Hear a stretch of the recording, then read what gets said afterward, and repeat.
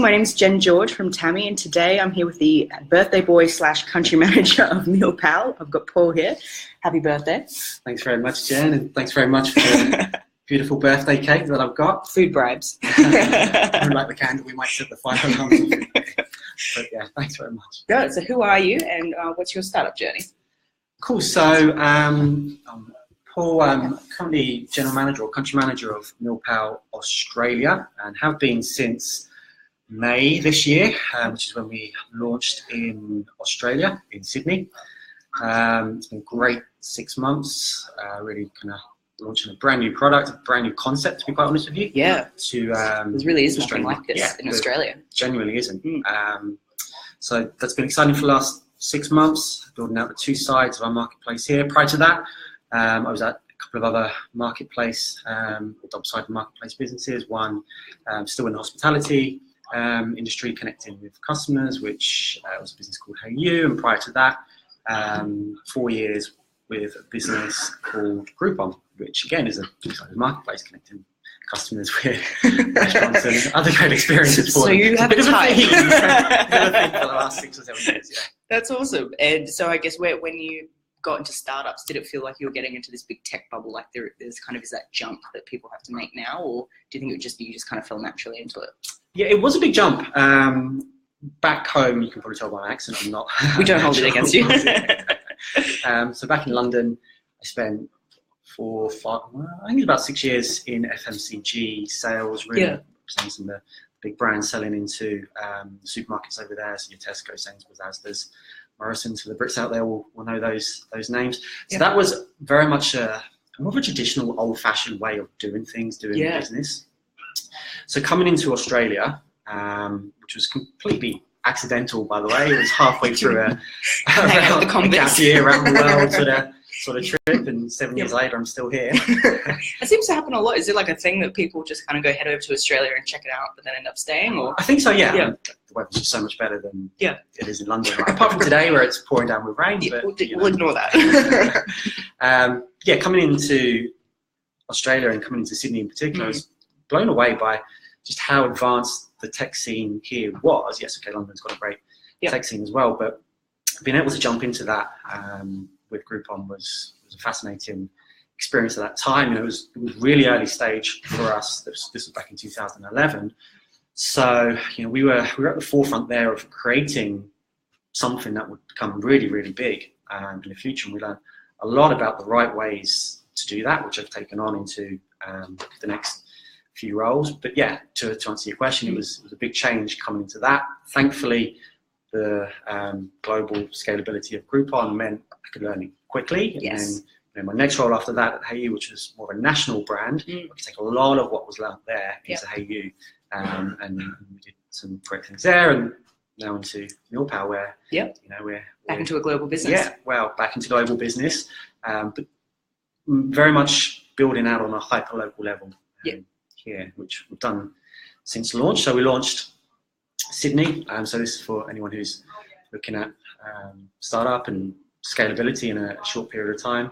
When we launched Sydney here, we had a 5.5 week period to first join the business. So from day one, start talking to hundreds and hundreds of restaurants. I was lucky that 2 great people came over from the US to help us, and we recruited a great guy, Tim, to lead up our partnerships team here. So 4 of us were just on the street, just talking to every restaurant in Sydney CBD, very, very quickly, and really building out at scale and pace that attractive part of our marketplace. So, Jen, I know you're into how to marketing two-sided marketplaces. I'm really, really a big advocate of saying if you have one half of that marketplace that is very, very strong, that attracts the other side. For us, it's restaurants that attract customers. So definitely. It's really all about saying how awesome is that product. Right?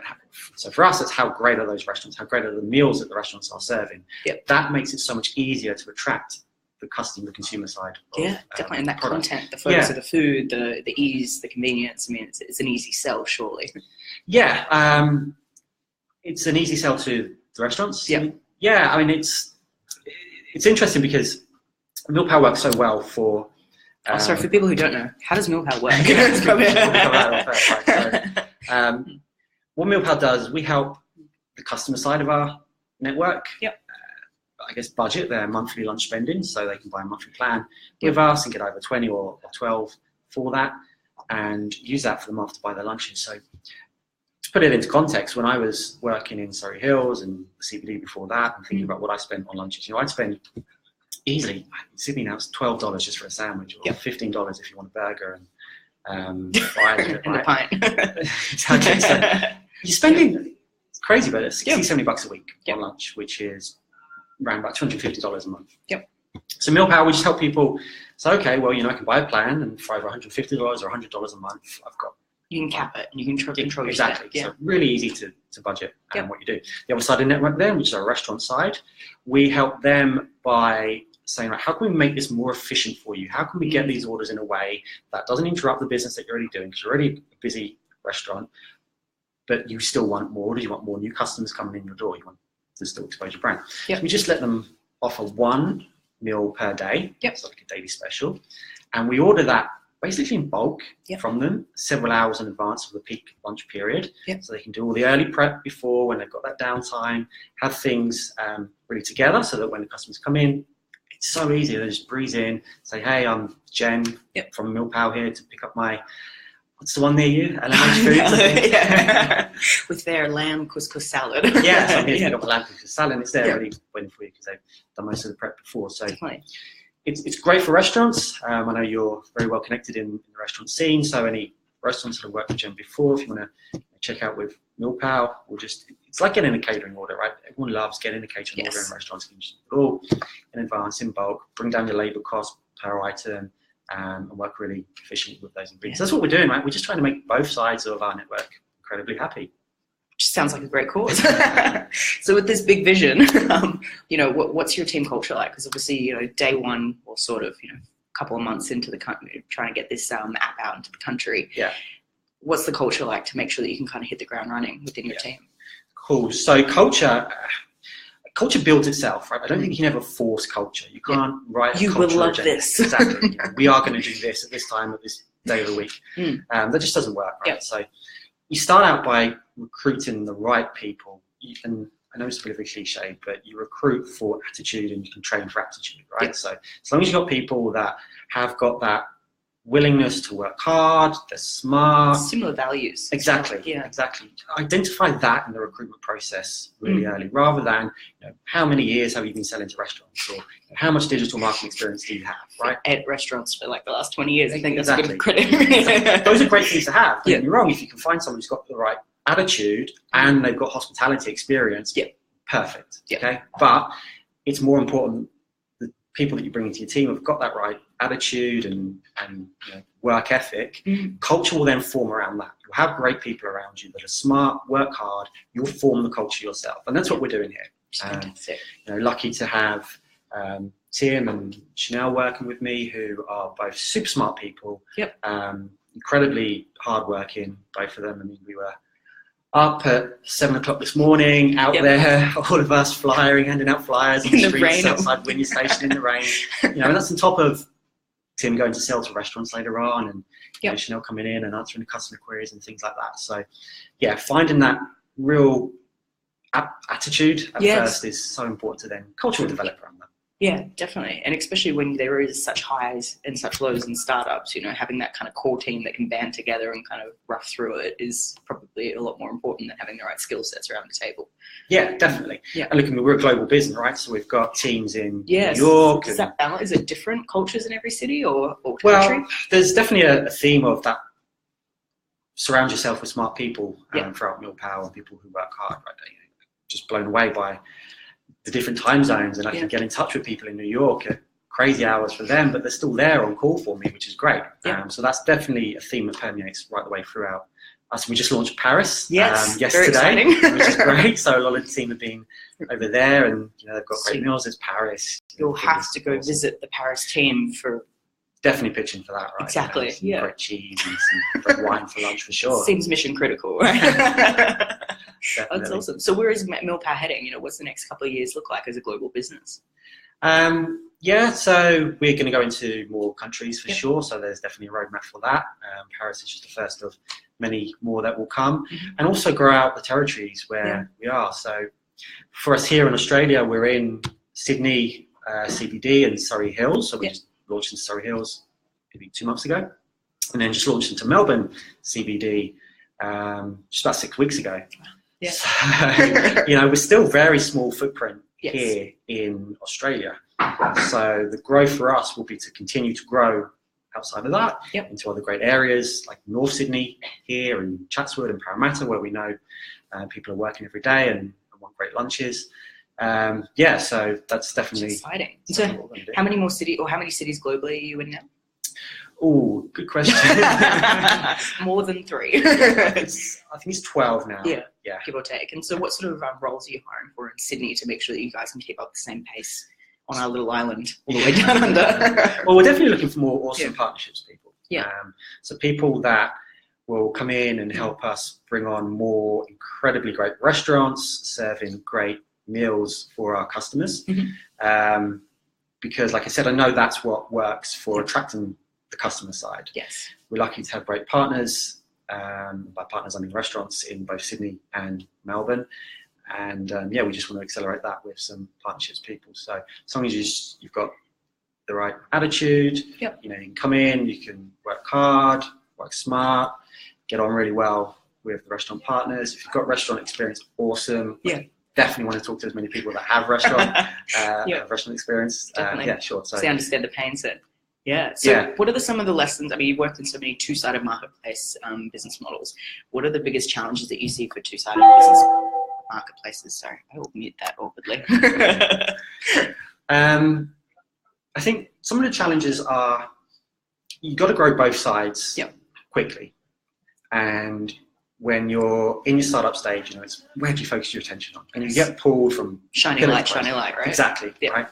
But I think you've got to stay focused on the plans for both sides. And one of the sides, you need to figure out which side it is will attract the other side. So like I said, for us, it's pretty obvious, right? Great restaurants giving great meals will attract the customers. There are lots of growth hacks that you can do to accelerate that customer, of course. Like what? Like in the playbook?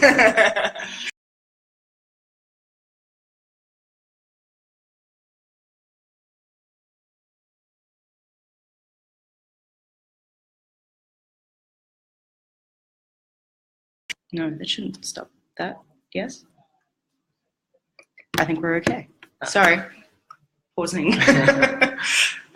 What growth hacks have you used, I guess, to see, the sort of the big win or the quick? I mean, obviously it's relative, right? You'll do it once, you get 20% growth, and you do it again, it won't work. So what are the sort of quick wins that early day startups could keep doing or try to kind of get their model growth? Yeah, well, I mean, it begins with that quality of restaurant we've got for us.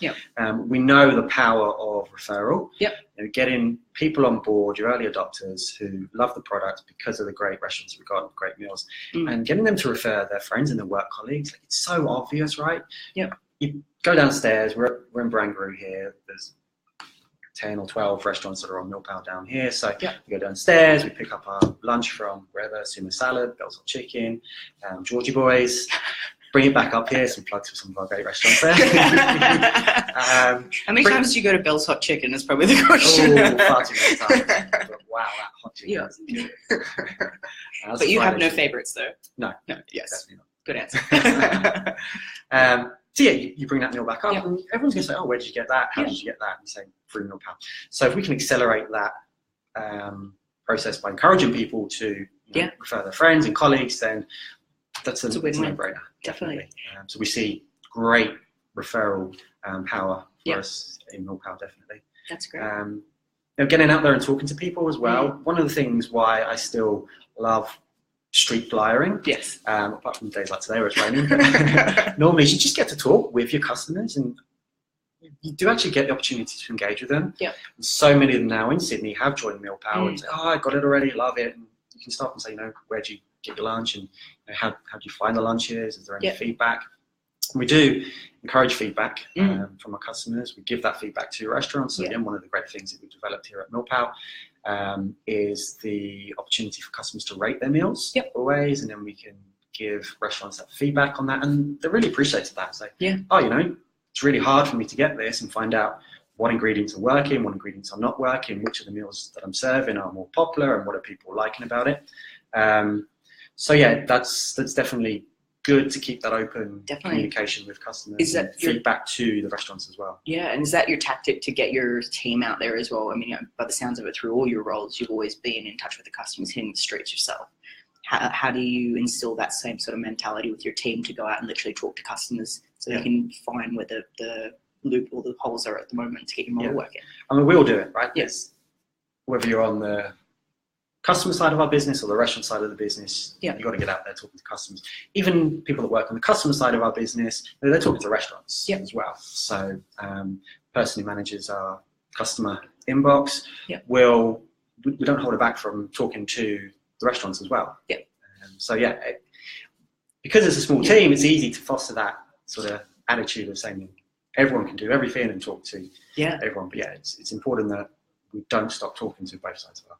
Definitely, especially at this stage of the business when you are, early days and you want to get up and running so quickly. Yeah, absolutely. So what sort of tools do you use then? I mean, you might not get as much control being here in Sydney, but are there things that you use for growth hacking, like MailChimp or whatever? Is there certain things that you guys use? We have MailChimp for our mail outs, definitely. We're very active at talking to our customers and encouraging them.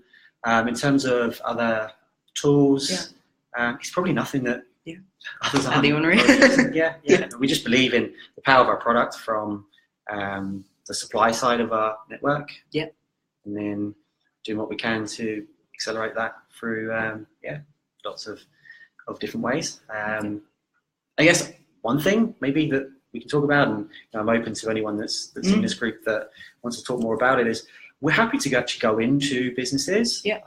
So some of the big businesses here, a few of the big banks and law firms that are around us here in Branbury, we'll go in and we'll bring a stand and we'll supply lunch to staff there and tell them how they can get that on MealPal. So it's free lunch for everyone that's working there. Take note. And we get to talk directly to our customers that way. So it's called Lunch and Learns, and we can set that up pretty easily for anyone that's really interested in that. That's a great way for customers to understand a bit more about us and for us to understand a bit more about our customers directly, right, while they're eating lunch. Well, surely that would work as well. I mean, you think from a corporate's point of view, they save a lot of time on the staff kind of going out and getting food. You can kind of control that they're getting more healthier food options.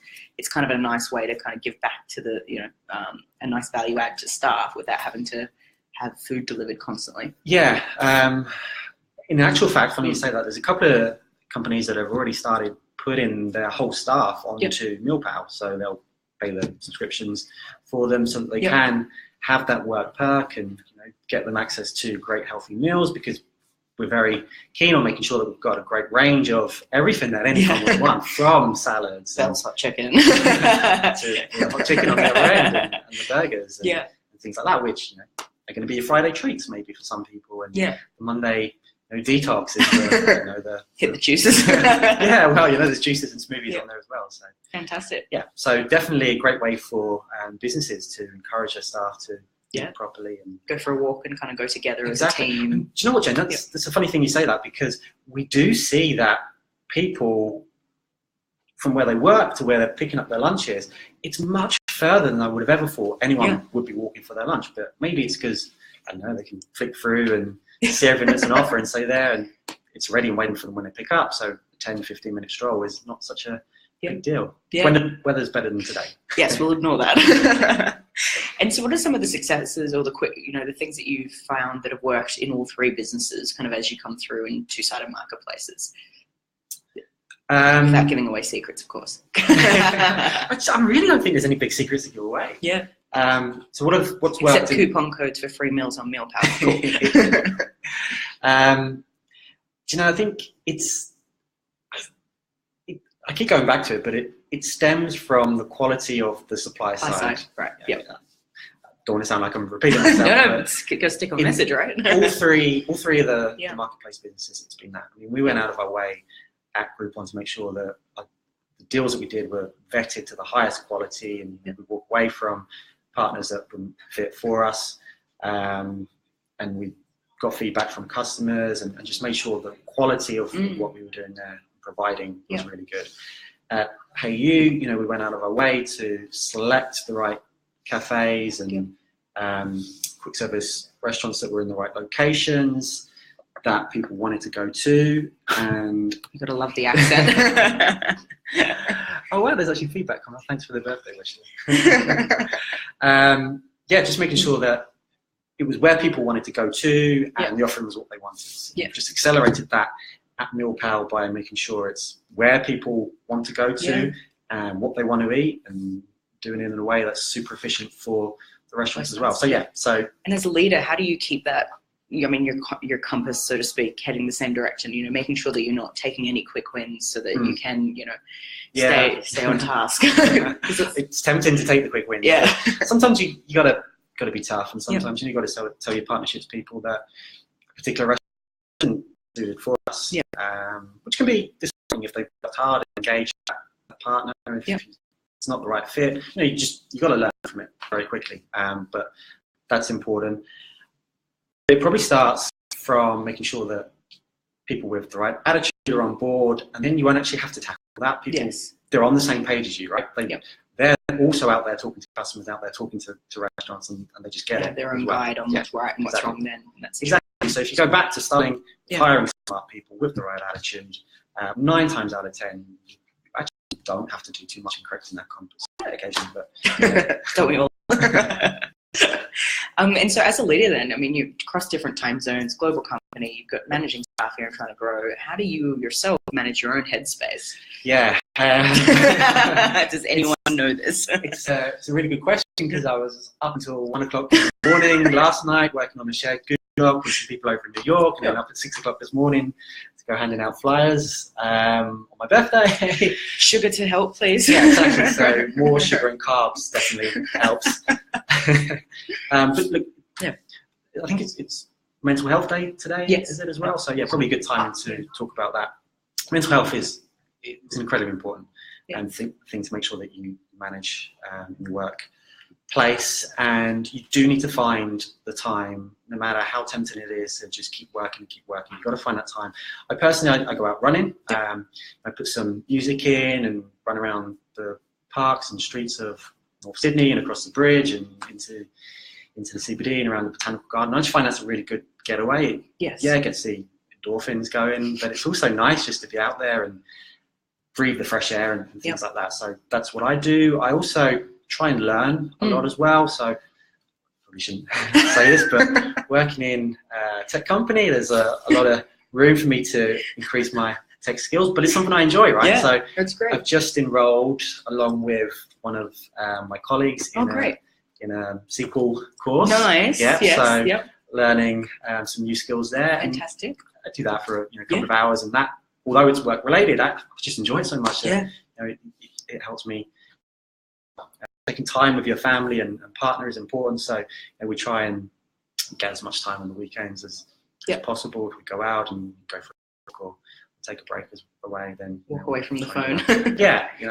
It's incredible how much we are attached to this phone these days. But if we can put that down and get away, then it is going to be much better for us. More birthday wishes coming through. So good. The entire startup community is going to know it's your birthday today. Well, you already gave it away to everyone in here. We're subtle, okay?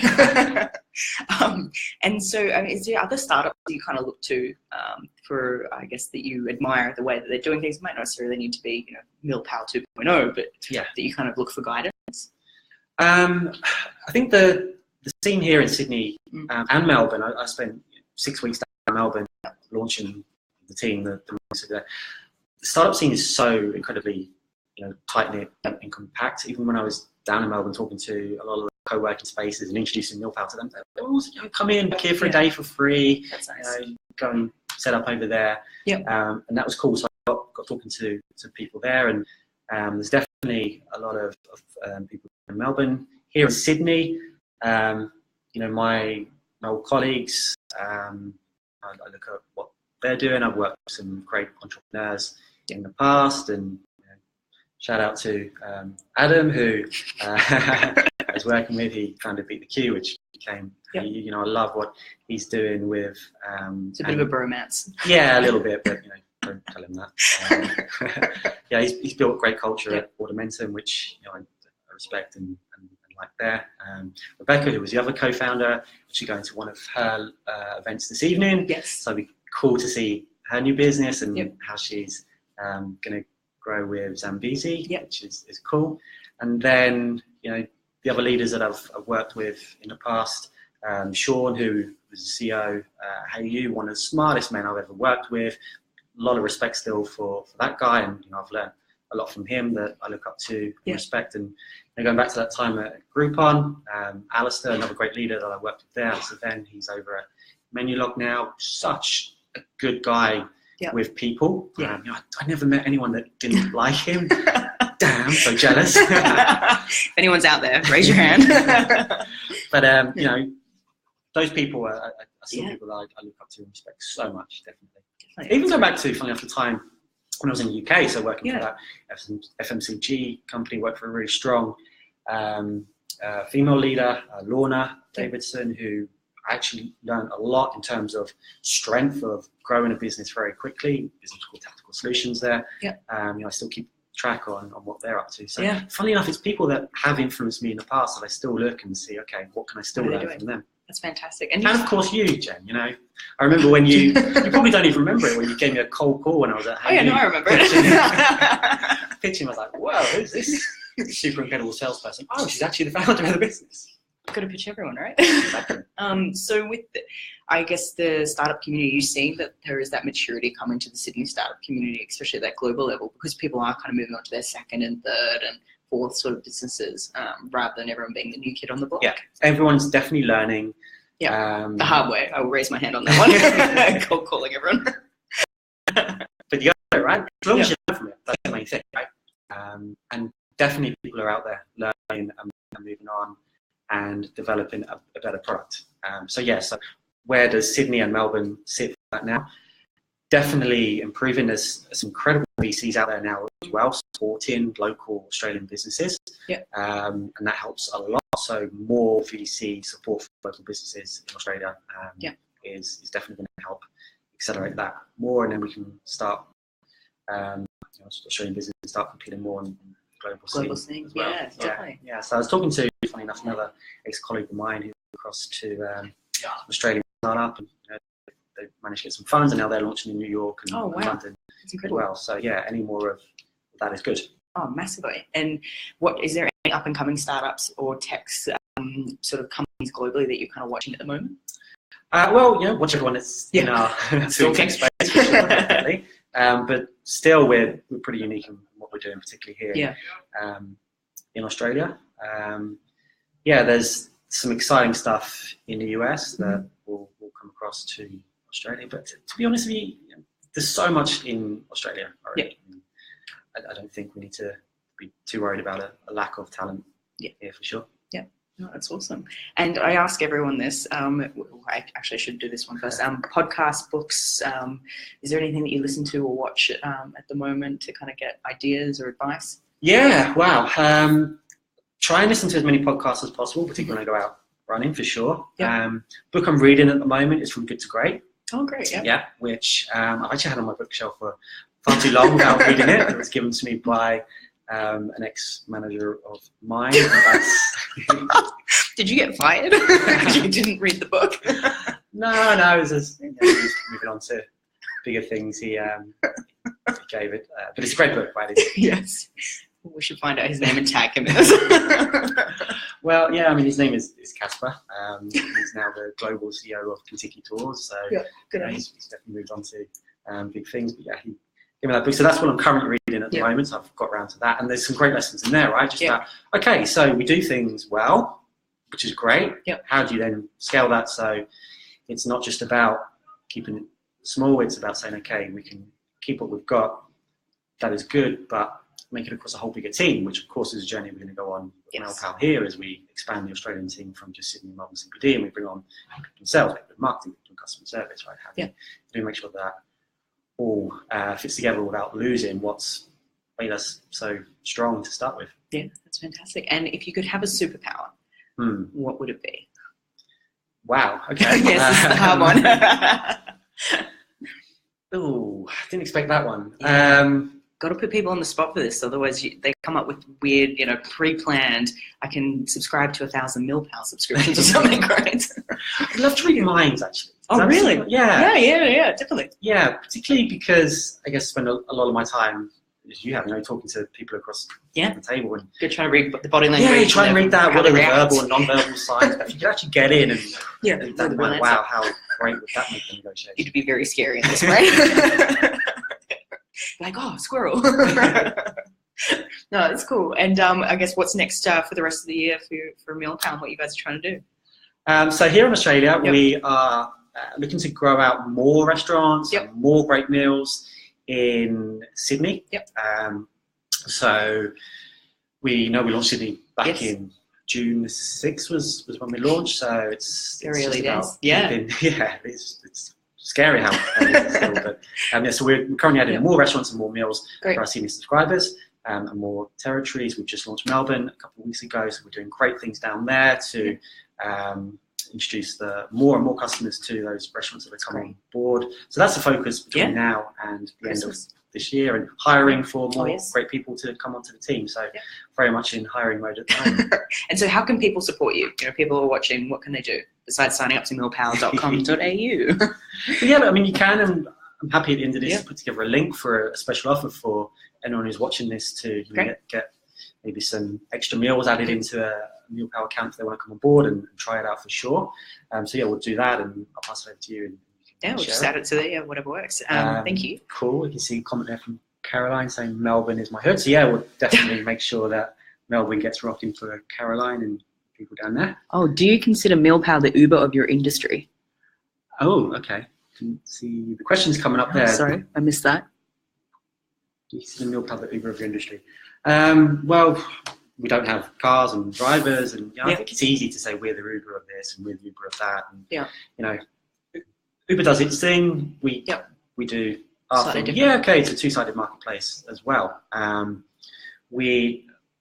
think we're keen on delivering a product that traditionally you get the old-fashioned way, which you'd go in and you'd order at a restaurant, you queue up and you pay full price for it there.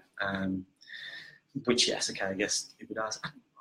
And I'm kind of dancing around the question here, I know, but I've never thought of us as the Uber of our industry. Yes, we want to connect people together, but I don't know, I think it's just more of a typical hyperlocal two-sided marketplace that just happens to be then dubbed as everything in that space is Uber for.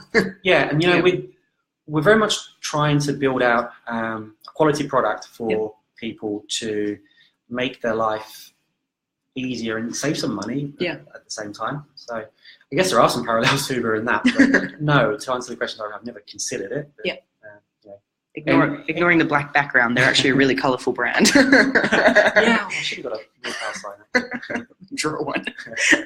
Well, thank you so much for your time. Really appreciate it. And guys, we'll see you next time. And I think the next one is with Harry from Airbnb here in Australia. So enjoy your afternoons. Happy birthday. Thanks very much. And I shall take this, there isn't a fire alarm, and light the candle and blow it out. Enjoy it. Thanks, guys.